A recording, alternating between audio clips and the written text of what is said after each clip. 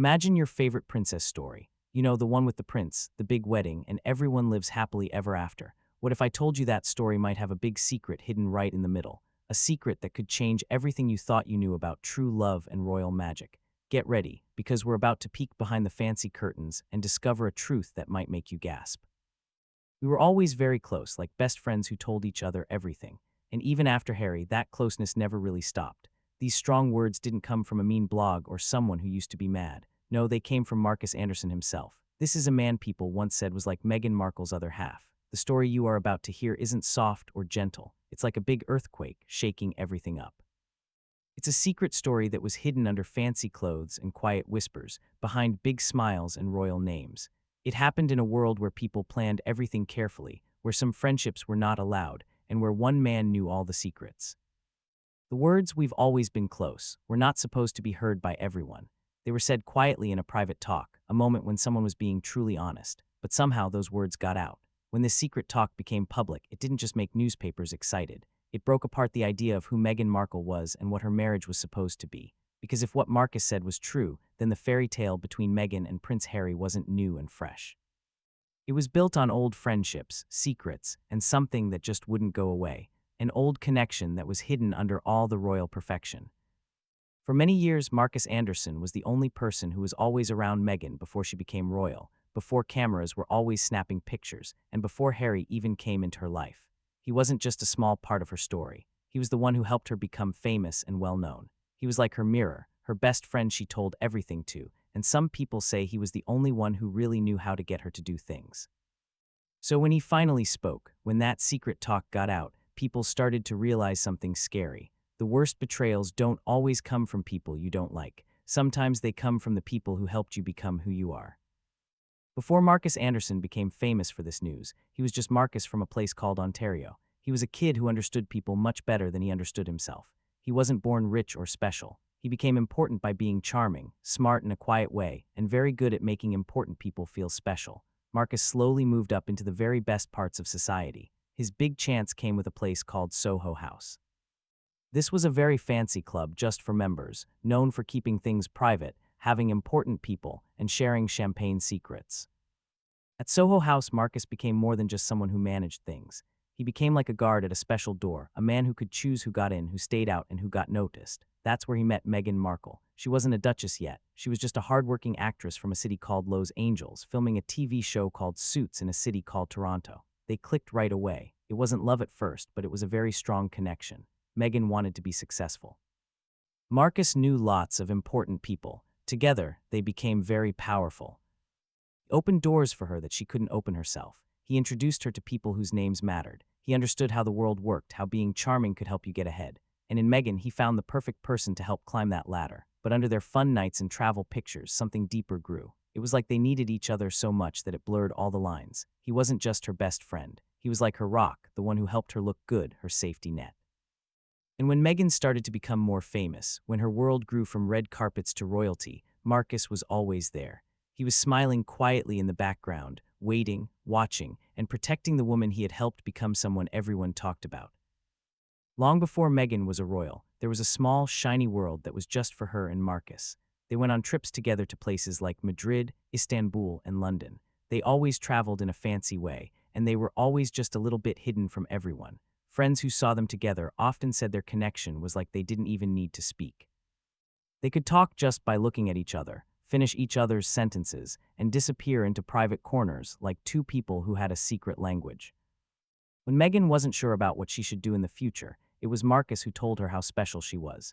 When she needed new chances, Marcus knew exactly who to call. He made her life perfect, like a special brand. He introduced her to people who made clothes, people who made movies, and eventually, royal people. Because in the year 2016, it was Marcus who helped her stay at a place called Soho Farmhouse. This was a fancy, quiet place to relax in a town called Oxfordshire.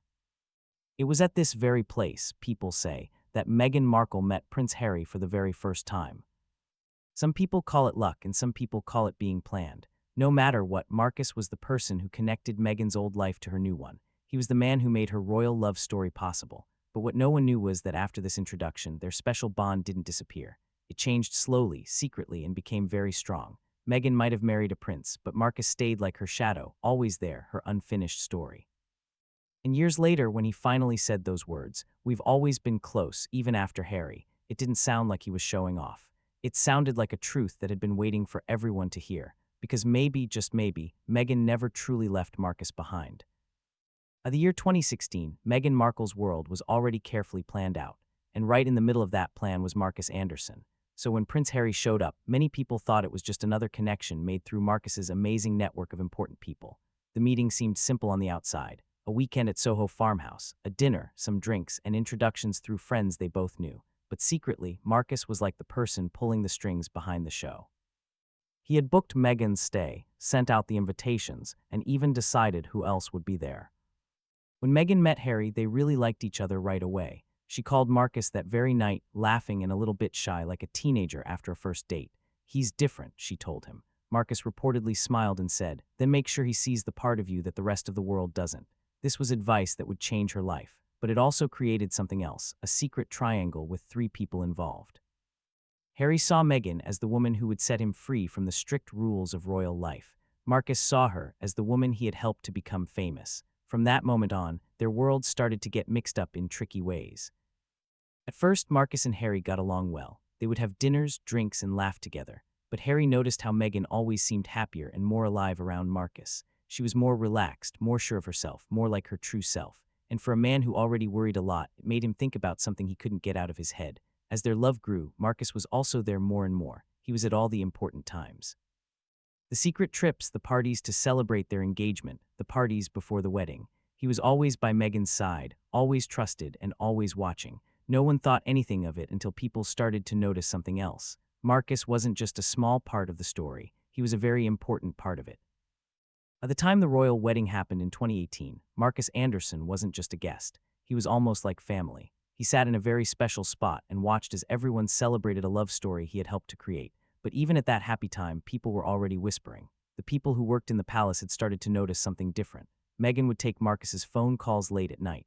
His name came up in meetings about plans, private trips, and quiet dinners. Whenever Meghan felt too stressed, it was Markus she went to, not her husband. To people outside, he was just an old friend. But to the people who worked inside the palace, Markus was like a storm that never went away. Harry at first didn't pay attention to the rumors. He trusted Meghan. He wanted to believe that she was as loyal to him as he was to her. But small things started to bother him. Moments that didn't feel right. A text message she quickly erased. A private lunch she said was just catching up. In one tense moment, a palace helper remembered hearing Harry quietly say, "Why does he still need to be around?" Meghan's answer was cold. She said, "Because he's the only one who's never left." That sentence stayed with him. Even after they moved to America, Markus's shadow followed them. He was at private parties, baby showers, and dinners in a fancy neighborhood called Brentwood. Their friendship, instead of getting weaker with distance, seemed to get stronger. And when a reporter finally talked to Markus casually, the conversation that later led to his big secret, he didn't say no to anything. Instead, he smiled and said something that made the air feel cold. He said, "People think the story ended when she married Harry. It didn't. It just changed how it looked." The words were never supposed to be printed in a newspaper. Markus's secret talk was said when the recorder was off, shared over drinks in a moment that probably felt harmless to him. But the reporter who heard it couldn't ignore how important it was. Days later, a quiet whisper became a big headline. Then a headline became a huge storm. "We've always been close, even after Harry." That one sentence broke apart every picture of love the royal couple had tried to show the world. Within hours, news channels were looking at every photo, every timeline, every small movement that suddenly seemed to mean something new. Inside the palace, a thick silence filled the air. Phones buzzed, official statements were written quickly, and helpers ran around trying to stop what couldn't be stopped. The words were out there, and they couldn't be taken back. Prince Harry reportedly became very quiet. For days, he didn't say anything. Then came anger, confusion, and a type of sadness that doesn't get put into press releases. He started thinking back through the years, connecting things that once seemed innocent. The messages, the calls, the way Meghan's face looked softer whenever Markus's name was mentioned. Meghan, for her part, said she didn't do anything wrong. She called it a bad attempt to ruin her family. But even as she spoke, Markus refused to make things clearer or take back what he said. He simply disappeared from public view, leaving his words to stay in everyone's minds. Behind the scenes, royal officials were scared of something even bigger. They worried that the story wasn't just about friendship or betrayal. It was about what the world might find out next, and what else Markus could say if he ever decided to keep talking. Because if one secret talk could shake up the royal family's most modern couple, what would a second one do? When the secret talk finally blew up for everyone to see, Prince Harry didn't rush to say it wasn't true or to defend anyone. He pulled away. People who were closest to him said he stopped answering calls for days. He spent hours walking around the garden of their home in Montecito. He wasn't mad at the news. He was mad at himself for not seeing the signs earlier. For years, Harry had believed that his love story was his way to fix things, proof that he could find the peace his mother never found. But now, every moment played back in his mind with new meaning. The messages Meghan hid with half-smiles, the business trips that happened at the same time as Markus's travel pictures, the strange loyalty she always showed him no matter what they argued about. He wanted to believe it was just friendship, but the way Markus talked about it made that impossible. The word intimate kept playing in his head like a bad spell. People said the tension between Harry and Meghan became too much to handle. There were nights when shouting could be heard from outside their gate, arguments that started over small things but always came back to one name, Markus. One evening, Harry reportedly found a folder of old photos on Meghan's computer. Pictures from their early years in Toronto, before she was royal, before all the problems.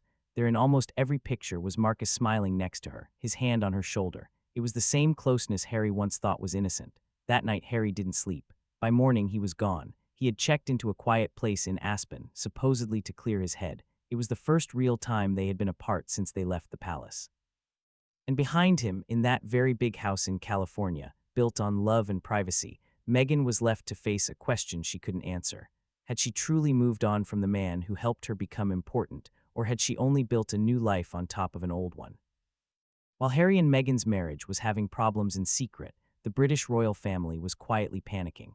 The royal family had spent many years trying to make itself look new and modern after the couple had left in such a dramatic way. But now, the news wasn't about unfair treatment, gossip papers, or old royal rules. It was about something much worse: very close friendships, betrayal, and secret feelings.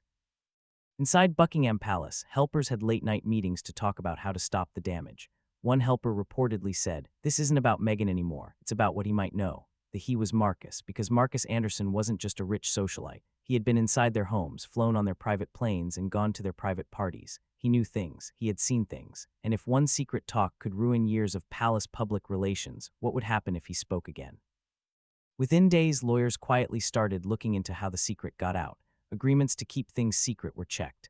Papers saying people couldn't share information were made stronger, but none of it really helped. The story had already caused its damage. Behind the scenes, William and Kate were reportedly very angry, not at Meghan, but at the new problems that were making the royal family look bad. One palace helper said William told an important staff member, "We got through the opera interview, but this makes us look like silly people." The royal family, with all its old ways and control, had been outsmarted by one man, a man who didn't even belong to their world. And for the first time, the palace realized that Markus Anderson might be more dangerous when he was quiet than when he talked.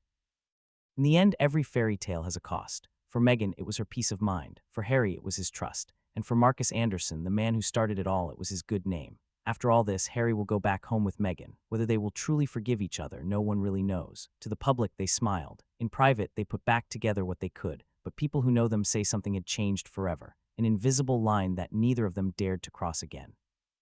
Meghan, who once had many friends and people who supported her, became quieter. Her group of friends got smaller and she trusted fewer people. And Markus, he went back into the background where he used to be in charge. Sometimes he was seen in cafes in London, always with that calm smile that made people wonder what else he knew. The world moved on, but the question never did. Was Markus telling the truth, or was he trying to get back at someone? Was he protecting Meghan or finally setting himself free from her shadow? In a way, it doesn't matter anymore, because what his secret talk showed was much bigger than just a scandal. It showed the human truth behind every royal story. That beneath the crowns and fancy titles, behind every perfect picture, there are fragile people holding secrets they can no longer keep quiet. And sometimes all it takes is one sentence to make the whole perfect picture fall apart.